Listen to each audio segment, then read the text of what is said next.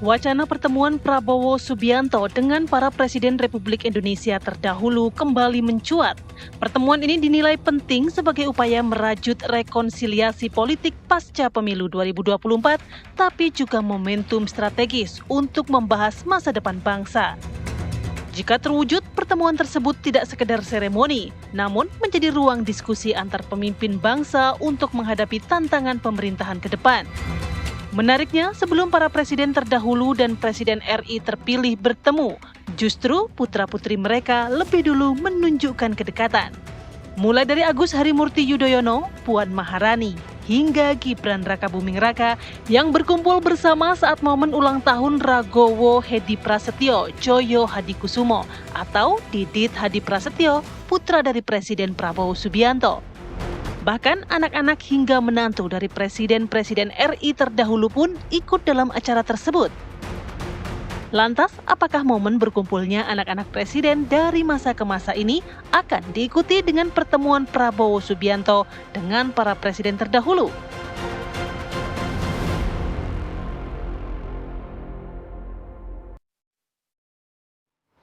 Ya, kembali di Apa Kabar Indonesia Pagi, pemirsa. Tadi kita sudah menyimak bagaimana paket pengantar dialog kita di segmen kali ini. Anak-anaknya udah, kapan orang tuanya? Ya, mumpung momen masih Ramadan nih, Betul. bisa lah bukber-bukber ya kan. Atau mungkin nanti pas Lebaran kali. Karena kalau dilihat waktunya ini minggu terakhir nih buat bukber nih. Dikebut, ayo. Nah, kita juga akan membahas dengan beberapa narasumber yang sudah hadir pagi ini. Ada Mas Aryo Seno Bagaskoro selaku politisi PDIP. Selamat pagi. Mas Seno. Pagi Mas, pagi Mbak. Selamat pagi. Semangat kita. Semangat dong. Ini enggak, semangatnya semangat apa nih? Semangat kumpul-kumpul apa semangat?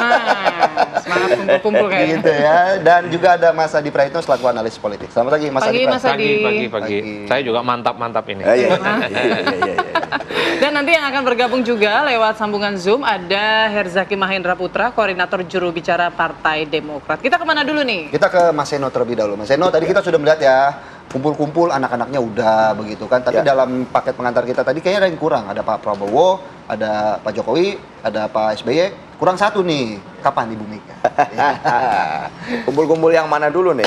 Kumpul-kumpul bukber, kumpul-kumpul dengan acara-acara di beberapa kesempatan sebelumnya juga kan sempat selalu diundang begitu ya. Kira-kira kapan? Apakah ada kemungkinan Ibu Mega hadir? Ya, yang pertama kalau kita ngelihat tadi apa yang ditayangkan, itu kan udah sebenarnya clear ya. Ada di acara informal itu pun waktu acara ulang tahun Mas Didit, itu kan pada kumpul semua.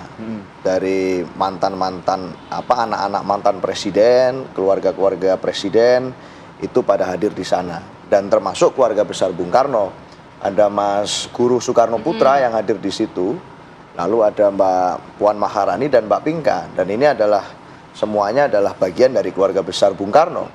Nah, itu menggambarkan bahwa memang di bulan Ramadan ini kan suasananya adalah suasana silaturahmi nih. Suasana yang sebenarnya penuh berkah, dan di dalam suasana politik pun ada tensi cooling down yang kelihatan betul. Bahwa semua menahan diri, kita ingin menjaga hubungan dengan banyak pihak.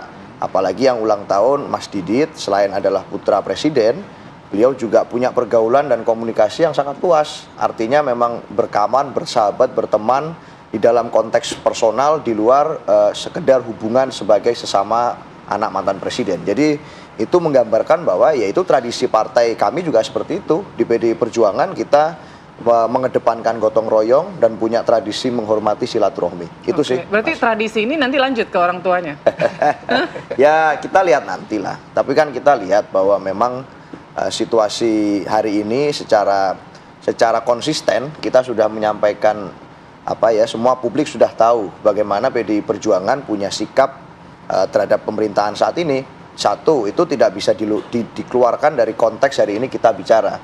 Bahwa kita tidak di dalam pemerintah itu adalah satu ketegasan posisi. Tetapi di sisi yang lain kita juga dari awal mengatakan bahwa kita mendukung pemerintahan Pak Prabowo agar bisa menjalankan tugas dengan sebaik-baiknya.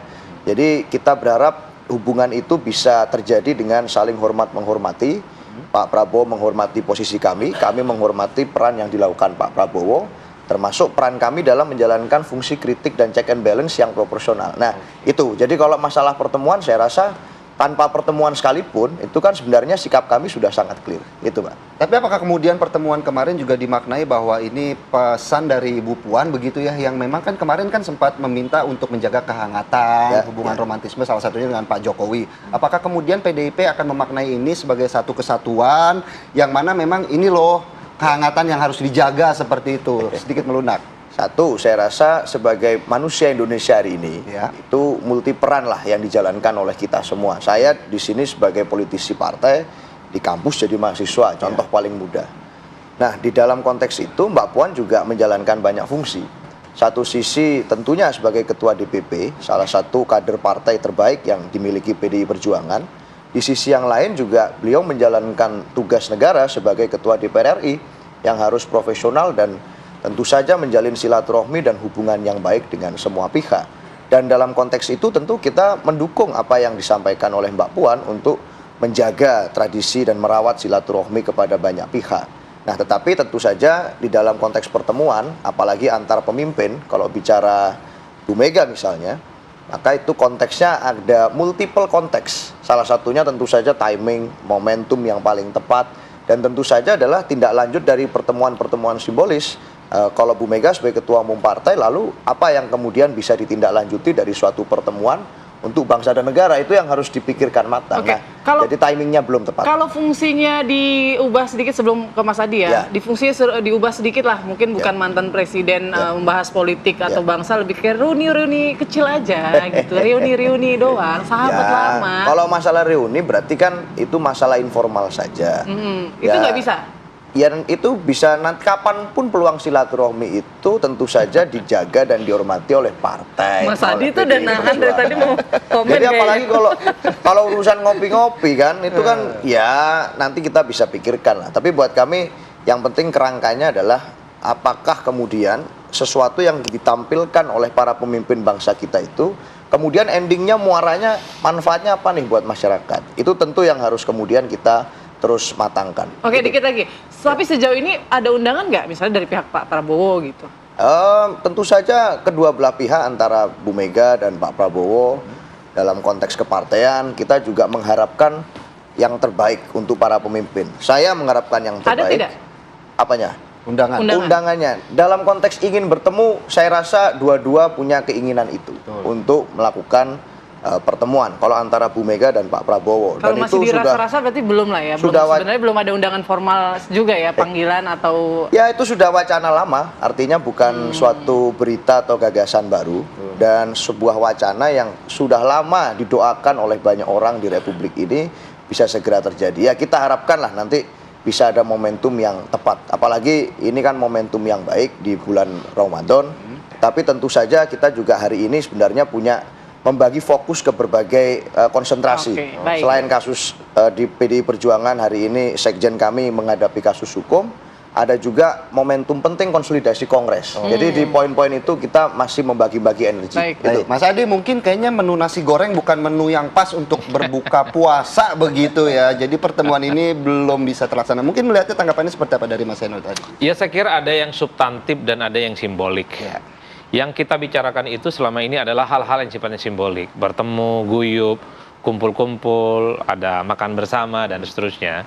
Secara simbolik, masyarakat kita itu senang kalau pemimpin itu suka bertemu, karena bagi mereka itu adalah semacam pesan bagaimana pemimpin-pemimpin itu akur dan tidak ada konflik apapun yang kemudian bisa dipertentangkan.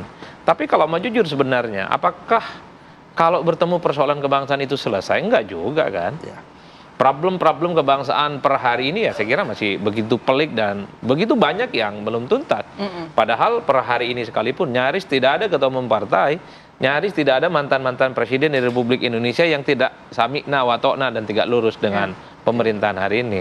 Hal-hal yang sifatnya substantif adalah orang kemudian bicara, untuk apa bertemu dan bersilaturahmi kalau semuanya sudah bisa dikomunikasikan dan kerjasama. PDIP betul posisi politiknya hari ini jadi oposisi, tapi hampir semua keputusan politik pemerintah PDIP paling depan, PPN 12% paling depan, MBG dukung paling depan, revisi undang-undang TNI paling depan, dan seterusnya. Orang kan bertanya, untuk apa kumpul-kumpul makan nasi goreng? Kalau semuanya itu bisa selesai dengan tanpa pertemuan-pertemuan apapun. Itulah yang saya maksudkan. Ada yang simbolik, ada yang substantif. Yang saya kedepankan justru adalah hal-hal yang sifatnya substantif. Ya kalau perlu tidak bertemu ya tidak harus bertemu. Yang penting persoalan kebangsaan kita selesai. Pikiran-pikiran mantan presiden bisa diserap, bisa diinfiltrasi, dan kemudian bisa dijadikan sebagai feedback bagaimana untuk mencari solusi dari persoalan yang kita hadapi saat ini. Kan gitu aja, Mas. Nah, efisiensi bagi saya bukan hanya soal di lembaga dan kementerian. Ketemu-ketemunya juga efisiensi juga boleh dong. Yang penting intinya selesai. Kan kira-kira begitu jalan ceritanya, Pak. Ya, tapi kan biasa ketemu di luar kan bisa di rumah aja kan gitu. Betul, bisa bertemu di mana aja dan bisa di ngobrol saja. Cuman di luar hal yang sifatnya simbolik dan substantif, orang selalu mengatakan, kalau mantan-mantan presiden itu tidak bertemu dalam satu forum, pasti ada syai'un-syai'unnya. Syai'un-syai'un itu ada sesuatu. Ada sesuatu yang tersumbat. Dan itu sudah terkonfirmasi secara umum. Misalnya Mbak Mega itu dengan Pak SBY dari dulu memang rada-rada kurang oke hubungannya. Betul. Betul bahwa di forum-forum tertentu, pelantikan presiden, hari ulang tahun, Agustusan bertemu. Tapi kan gesturnya kan tidak terlampau kelihatan akrab. Apalagi dengan Pak Jokowi. Publik tahu persis. Konflik politik yang belum genap setahun, mendidihnya Mas Seno itu kan belum kelar-kelar juga. Jadi memang sakit hatinya terlalu dalam gitu ya, ini Mas Adi ya? hubungan segitiga, termasuk juga mungkin kita melihat secara gestur antara Pak Jokowi dengan Pak SBY, tentu tidak pernah ada friksi yang kemudian berhadapan-hadapan. Tapi kan gesturnya menunjukkan rada-rada kurang akrab kan. Nah, beda ceritanya Pak Prabowo. Kalau Pak Prabowo dengan Jokowi oke, dengan SBY oke, dengan Mega oke. Inilah yang kemudian menjadi pembicaraan hari ini, bahwa Pak Prabowo bisa menjadi bridging yang menjembatani mantan-mantan presiden yang mungkin rada-rada kaku bisa bertemu. Seperti halnya Mas Didit yang bisa menjadi bridging di mana mantan-mantan anak presiden bisa bertemu dalam acara-acara informal. Kan gitu jalan ceritanya, betul. Kan? Saya juga mau minta pendapat Bang Herzaki Mahendra, ini sudah bergabung. Kalau dari Bang Herzaki atau Partai Demokrat sendiri, setuju nggak kira-kira wacana kumpul-kumpul Presiden Prabowo Subianto dengan presiden-presiden terdahulu ini bisa direalisasikan gitu? Tapi nanti Bang Herzaki, kita harus jeda terlebih dahulu, sesaat lagi kita akan kembali.